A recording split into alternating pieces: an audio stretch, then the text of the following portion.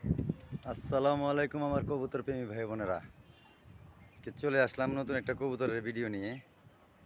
আজকে বৃষ্টির পরে কবুতরগুলো একটু ছাড়লাম। কবুতরগুলোর অবস্থা খুবই খারাপ হয়ে গেছে।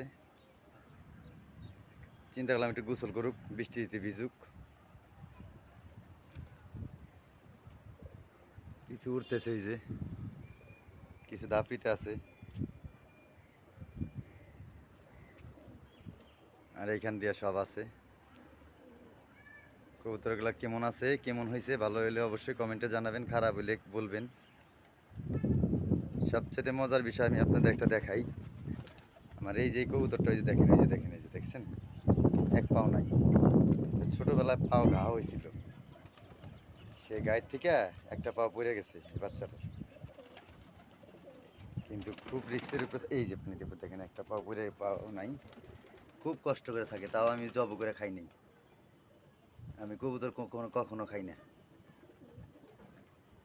এইটাই রেজাল্ট দেবে ইনশাল্লাহ আমাকে, যে ওঠো।